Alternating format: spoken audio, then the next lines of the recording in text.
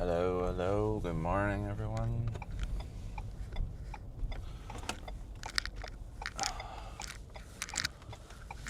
Alright, good day. I think this thing's gonna rattle too much, but so just got up from my night shift nap, and today was a lot better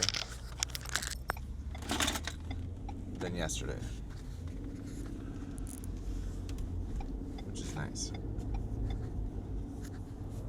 I always find like the first night shift to kind of struggle with the same way that I do with like resting the day before. I find sleeping the day after, I don't know, I never have much luck anyways. So first thing I gotta do is I'm running to the store. I gotta get a new water bottle. I think I left my other one in the gym and it's since gone missing, so I don't know if we'll see it again or not. But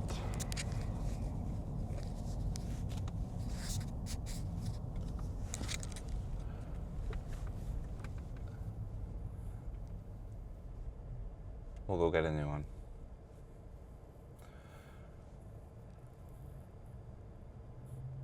So today we're doing legs again at the gym. I'm going to be going for compound exercises. Probably, I think I'm just going to do back squats today and hack squats. And I don't know what else. I don't think hip thrusts. We did that last time. I might do an isolated hamstring and an isolated quad workout. Just to hit them. Definitely going to hit calves. So probably either seated plate lifts or standing on the Smith machine. See how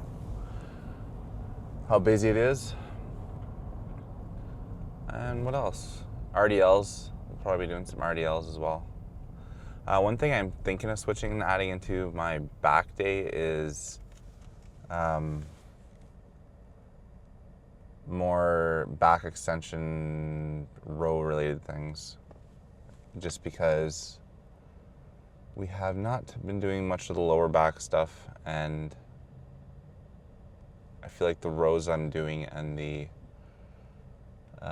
lat pull downs are all kind of like upper back related, so we're gonna move towards a back, like lower back, so back extension, maybe more low row kind of focused movements.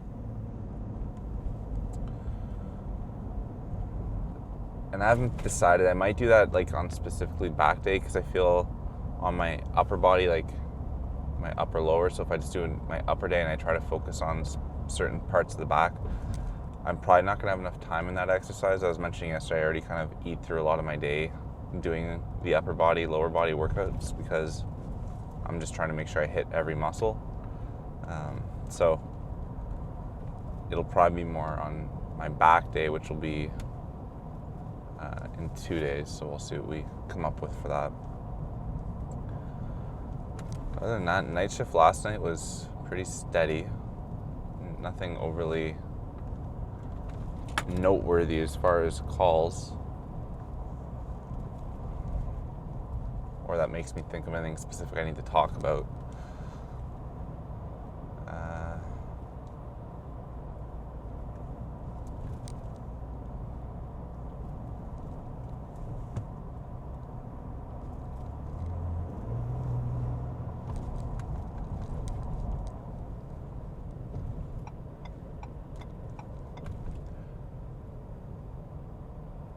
I do think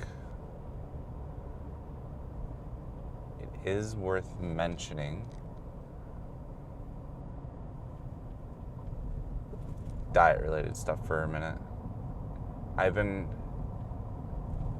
kind of torn, so I'm like trying to go back in my head and think about like all my either bro science-y diet nutrition stuff that I've learned over the past decade and a half, while also some of the more biology science-based stuff as well.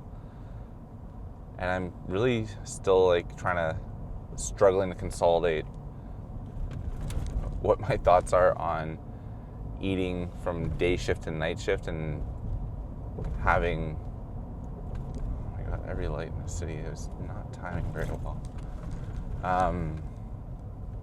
So like for example, last night you're right on the side of the road. I kind of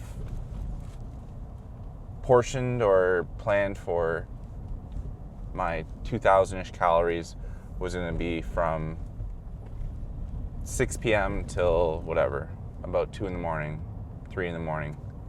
I find it kind of difficult to eat after that window at nighttime. The problem that happened last night is with call volumes and stuff, we got busy, so I didn't really get to start eating till, closer till after like midnight or so. So I ate a large amount of my calories right at midnight. And then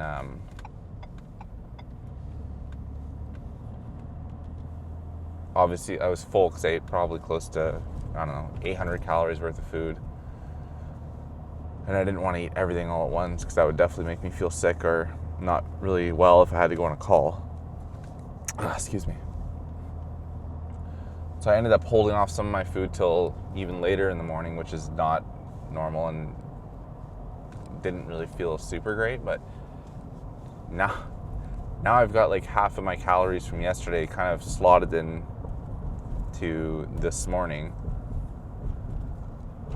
But then yesterday I wouldn't have eaten pretty much anything, so I'm trying to figure out I can't just keep fasting during the day and eat at night, so that's not really realistic. So I guess we'll just eat like normal today. That is some of the tricks with eating and trying to diet and meal prep on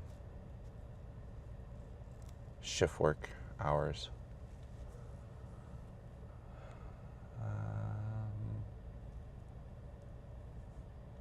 Yeah, it was a decent night last night. I'm trying to think if there's anything really related to my med school application I need to think about or talk towards. Is this letting it go? There you go. As I mentioned yesterday, I've pretty much got all my references secured. My confidential, I can't remember what it stands for. They call them CAFs, so it's like a confidential applicant form or something like that. And you need 3 people in it. Like I mentioned yesterday, you have to be kind of from each different category or aspect of your life to kind of speak towards your abilities into applying to med school. So I've got those done. I think tonight / this weekend I'll try and get everything hammered out so that I can send that off and then I don't have to worry about it anymore.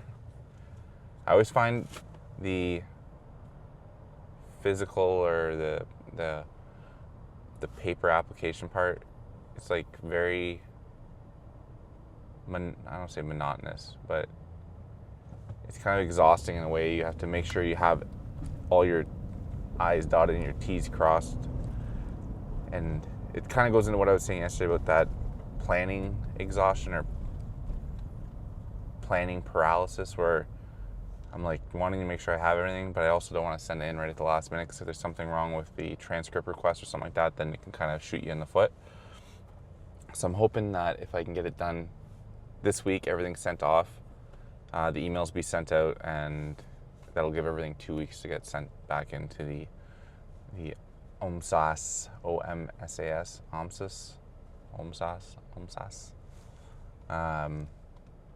the application center.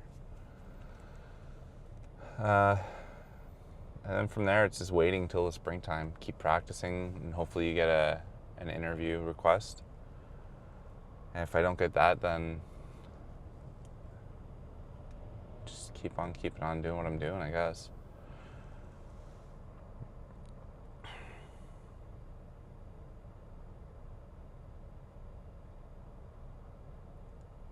Cardio's been going really good too. I've kind of, as I said, made that decision now where I'm not doing any cardio until I get to, not doing any weight training until I get my cardio done, which I think is kind of, really forced that I get the cardio in now. I used to always have a lot of difficulty getting that cardio in. I'd say I'll do it after my workout, or, I don't want to ruin my workout by doing cardio first. And so I've kind of stuck with doing seated bike, which is low strain, kind of, I don't say low effort. I usually do a little bit of resistance, obviously, to burn the calories, but it's not going to really strain my muscles or exhaust me so much to the point where it's going to affect my lift. And I'd say, if anything, I've noticed on some of my lifts that I've still been maintaining or increasing weights with decent rep counts, which is always nice.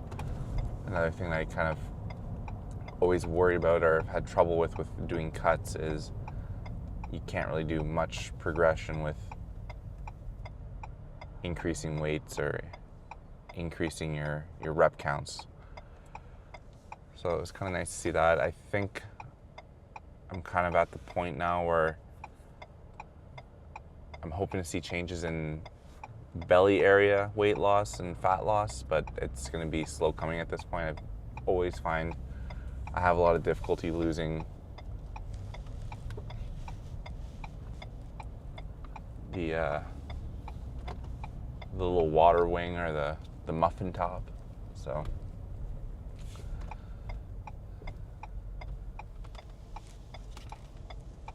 my plan is to try and sneak in some extra cardio when I can. Like I said, my schedule's already pretty tight for days. I have about 2.5 hours right now, then I gotta head back up to the school and pick up the kiddos. And then it's get home, do some meals, hang out with them. So not much time for cardio in that window.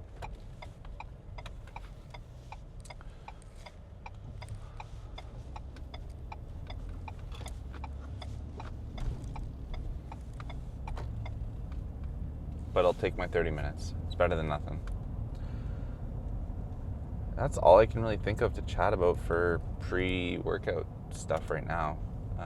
If I think of anything else, I'm just going to the store right now, so I'm not going to start a new rant right this moment. But if I get in here and something sparks my brain into something I want to talk about, then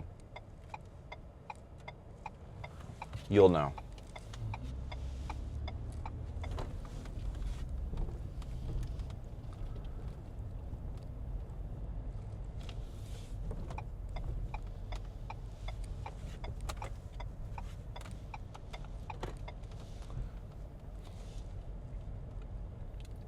I am thinking that with these days off and me I'm either going to have to do the gym at night or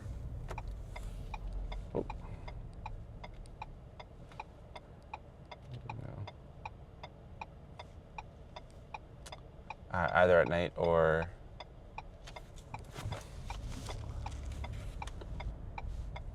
early in the morning. So if I can do the night stuff, I might be less apprehensive about bringing the camera into the gym. We'll see how that goes. I did find like an old crappy monopod that I had. So my one thing I'm gonna say is, or I'm setting like a rule for myself, I guess we'll say, that if I'm actually gonna consider buying a monopod to use in the gym, which I've been doing, which is, again, another problem I have is I'll say, oh, I'm not going to do this until I buy this equipment. I have something I can use, and then I also tend to buy this stuff without actually having a use for it. Like I have this camera mount in the vehicle that I've had for, I don't know, a long time, we'll just say that. probably since last spring, and I never was using it, and I spent money on it and had all these plans, and then never started recording. So if I can do a couple recordings in the gym with the shitty monopod, then that's what we'll do. And if it goes well, then we'll maybe consider buying a new one. So legs, cardio first, then legs, which is another thing I have to be careful with today. It's going to be gentle, easy cardio, just getting that heart rate up, burn off the calories, and then heavy legs. Another thing actually I wanted to mention too, that I've changed this time with my dieting, that I've usually didn't do this, and I find it's helping, is usually in my weight tracking or my calorie tracking apps, I would allow the apps to subtract or deduct the calories I expended on an exercise or workout from my daily caloric allowances, which would allow me to eat more, which was, great for sustaining a diet for a longer period of time because you didn't feel like you were starving all the time. But it also meant that, if I went and did a huge workout one day, or did extra cardio, or, whatever it was, I spent a day, in the trails on a paramedic call, whatever it was, those extra calories that I expended or put the effort into burning, I typically would just eat them right back, which would, kind of negate